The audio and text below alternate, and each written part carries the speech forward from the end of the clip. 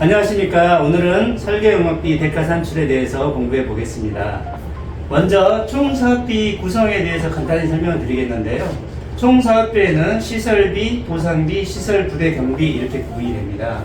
시설비는 우리가 흔히 알고 있는 공사비를 말하죠.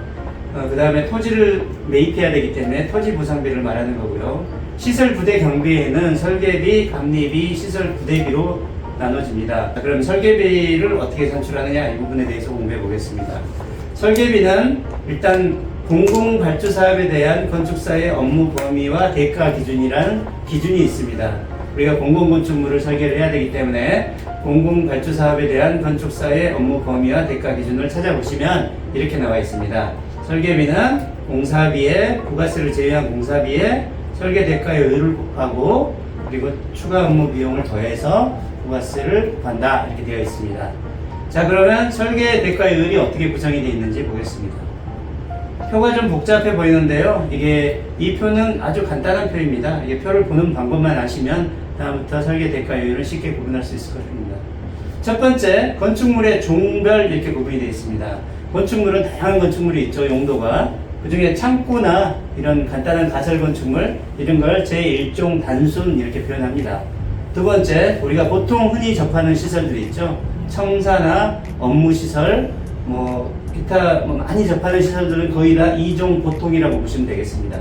그리고 저희가 전시관, 박물관, 복잡하죠. 이런 건물들 같은 경우는 3종 복잡 이렇게 구분을 합니다. 자, 그 다음에 보면 도서의 양이라고 되어 있습니다. 도서의 양에 따라 상급, 중급, 기본 이렇게 나눠지는데요. 기본은 우리가 흔히 말하는 기본 도면을 말합니다. 중급 이상의 도면을 받아야 되고요.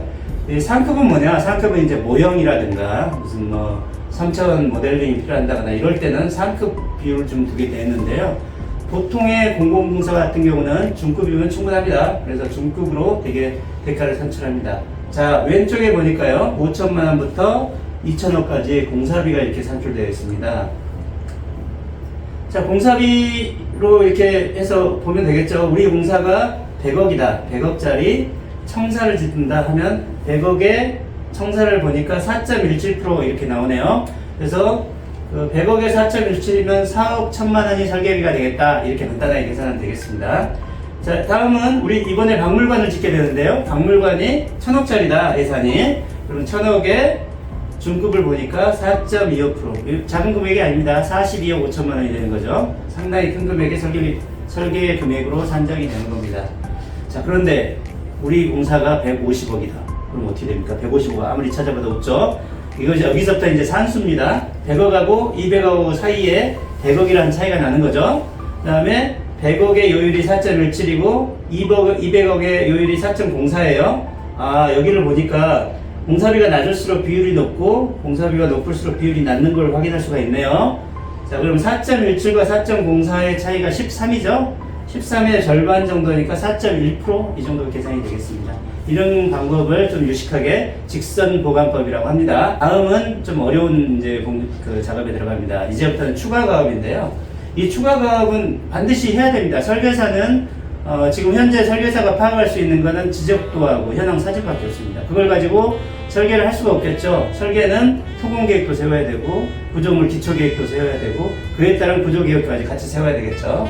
그래서 지질조사라는 걸 하게 됩니다. 이 지질조사에 대해서 간략하게 설명을 드리고 이 지질조사에 대한 산출 방법에 대해서 설명을 드릴게요. 지질조사는 아까 말씀드렸듯이 토공계획하고 구조물 계획을 하기 위한 자료입니다. 기초자료 반드시 필요하고요. 지금 여기 빨간색 되어 있는 거는 반드시 오늘 강의가 끝나면 이 부분은 잊어버리면 안 됩니다. 지질조사를 할 때는 반드시 구조물당 한 개공인데 15에서 30m 간격으로 해라. 어디에 나와 있느냐?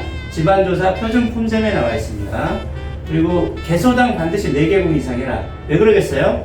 집안조사는 땅 속을 보는 건데 땅 속이 4개 정도로만 나와야지 땅의 안반선이라든가 지하수의 분포 이런 것들을 볼 수가 있기 때문이죠. 자, 그리고 두 번째 시추 신도인데요. 신도는 이것만 기억하세요. 연암 2m 이하로 적용한다. 우리가 이제 보통 땅이 토사가 있고 그 다음에 풍화암, 풍화토, 풍화암, 연암, 보통암 이렇게 되어 있는데요. 그 연암의 2m까지 반드시 조사를 해줘야 정확한 집안조사가 된다. 이렇게 하게 있으면 되겠습니다. 자, 그럼 집안조사를 하기 위해 사전 준비는 뭘 해야 되느냐? 지난 시간에 스페이스 프로그램을 짜야 된다고 했죠. 스페이스 프로그램과 토지의 지형 보면, 그 다음에 현장 사진 이렇게 필요하다 하겠습니다. 자, 집안조사는 반드시 N치를 확인해야 됩니다. 우리가 그 건축을 조금 전공하셨던 분이라면 N치가 뭔지 다들 아실 거예요. N치는 땅의 단단한 정도를 나타내는 수치입니다. 이 N치를 파악하기 위해서는 반드시 표준 관입 시험을 해야 되는데요.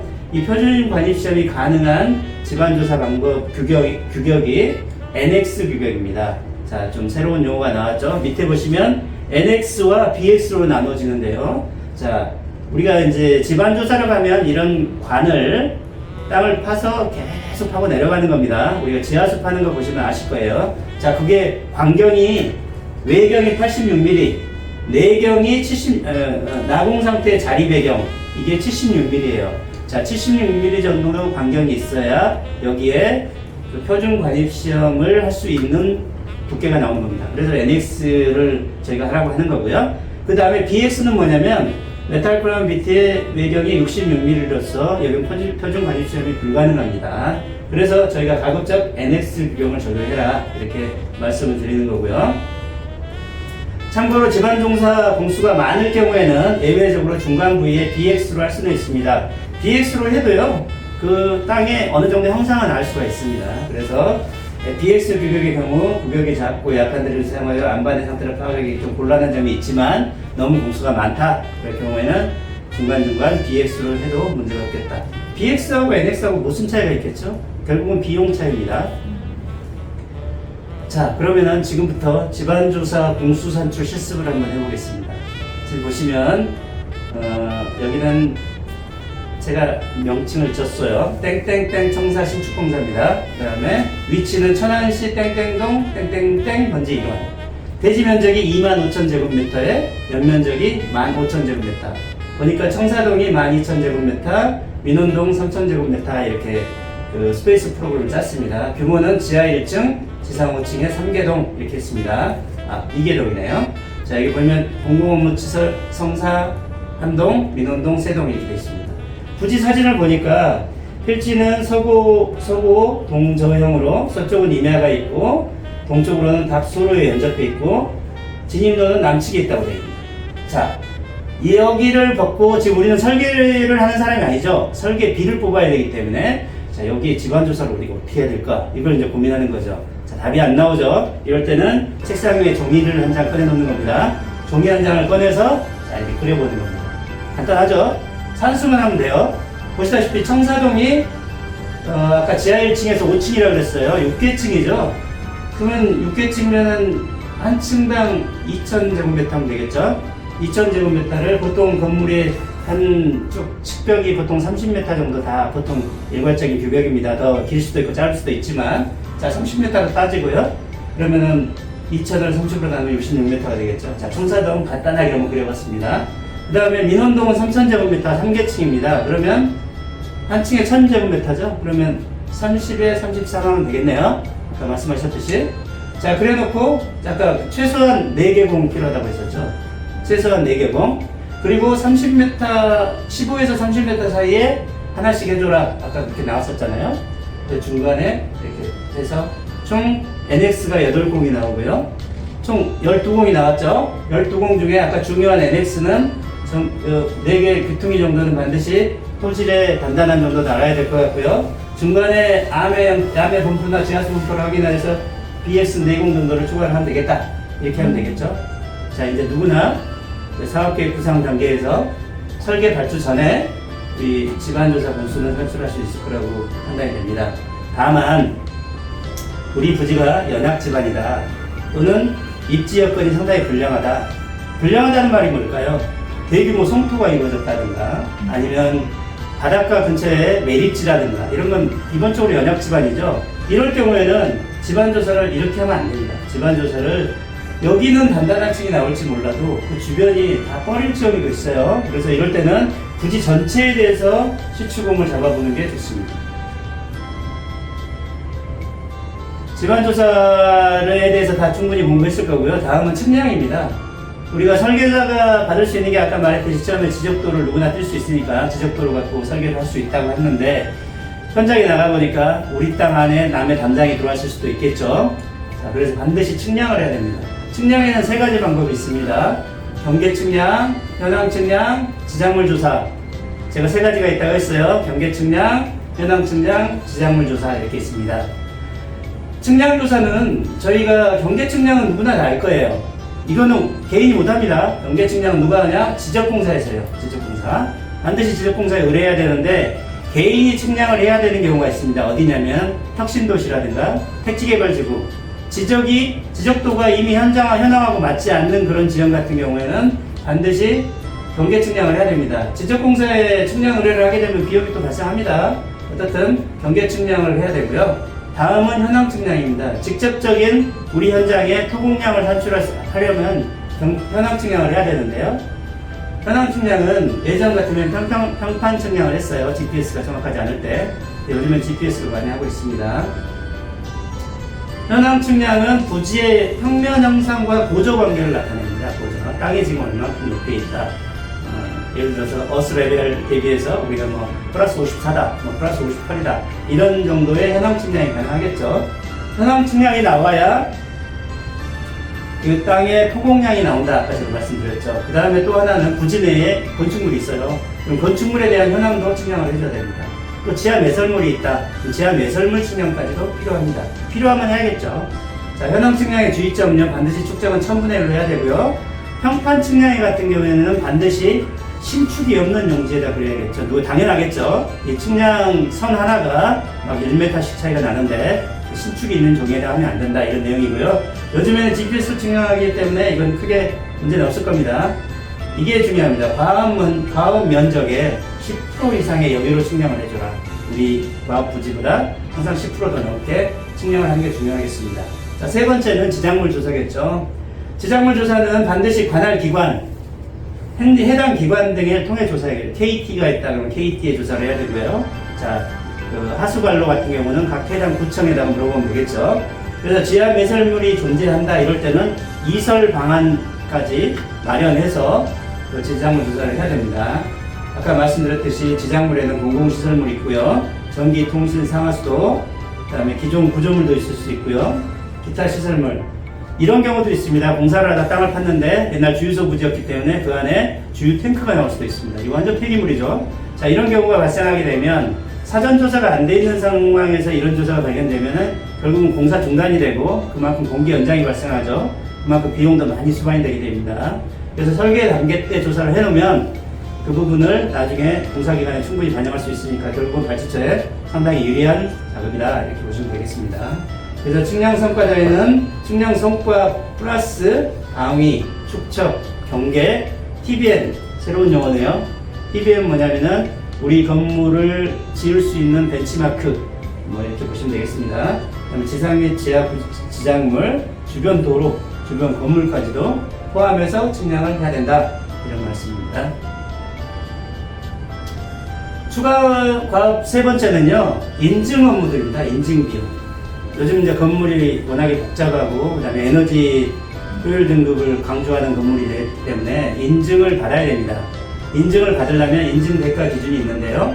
이 인증 대가 기준은 바로 공공발주사업에 대한 건축사의 업무 범위와 대가 기준에 이렇게 규정되어 있습니다.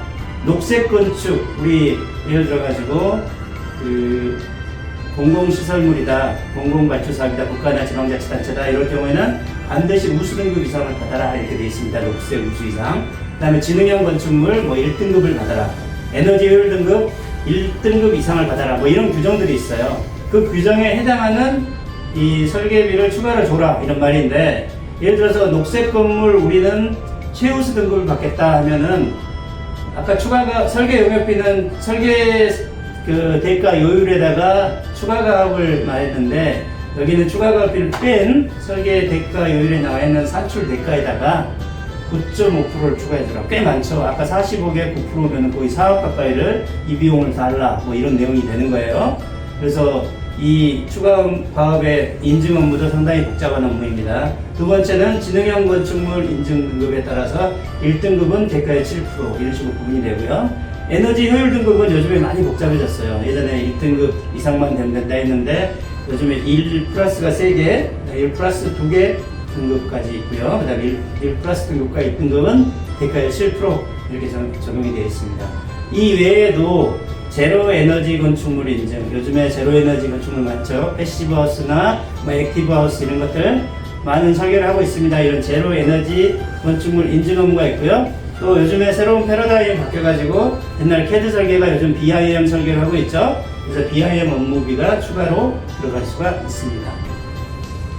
자, 지금까지 설계 용역비 산출을 위한 대가율과 그 다음에 추가 업무가 무엇이 있는지를 봤고요. 그럼 실제로 설계 용역비 산출 결과를 하나 예시로 들어서 보여드릴 테니까 이 부분만 이해하시면 설계비는 다 뽑을 수 있다고 보시면 되겠습니다. 먼저 사업명이 땡땡 지방이전 청사 아까랑 똑같죠? 자, 이렇게 보시고요. 공사비가 보니까 455억 8천만 원입니다. 이건 당연히 부가세 포함이고요. 공사비가 455억 8천만 원. 그래서 설계용역비 산출을 해보겠습니다. 산출 근거는 아까 공공건축사업에 대한 건축사의 업무 범위와 대가 기준 이렇게 되어 있고요. 대가 산출은 공사비 요율 방식으로 뽑겠다. 종별은 아까 청사는 2종 보통이라고 그랬죠.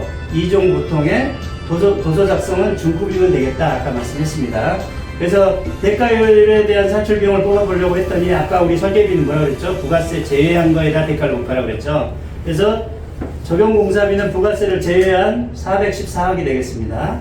414억에다가 그 직선부가법을 적용해서 아까 300억이 4.01 아까 나왔습니다. 500억이 3.93인데 414억을 직선부가로 했더니 3.96 이렇게 나왔다는 얘기입니다. 자, 다 이해되시죠? 자, 그 다음은 이제 아까 인증 업무가 추가된다고 했었죠? 인증 업무 보니까 친환경, 이게 이제 녹색 인증을 얘기하는 거고요. 녹색 인증에 우수 등급 하니까 이제 9%를 적용해야 된다 해서 설계 대가, 아까 적용 공사비에 요걸 곱한 여기 16억의 대가에 이게 9% 이게 되는 겁니다. 그 다음에 지능형 건축물은 해당 없다. 그래서 이건 적용하지 않았고요. 에너지 효율 등급은 1등급이다. 그러면 이제 3.76%를 적용을 해서 6천만 원 이렇게 지금 적용이 되는 겁니다. 그리고 이제 세 번째 추가 업무 중에 지질조사하고 현황 측량 이렇게 되어 있습니다. 아까 보니까 지질조사가 NX가 8공이 나왔죠? 그 다음에 BX가 4공 나왔습니다. 그래서 NX는 공당 180만 원, 이 금액은 이제 많이 좀 바뀌었습니다.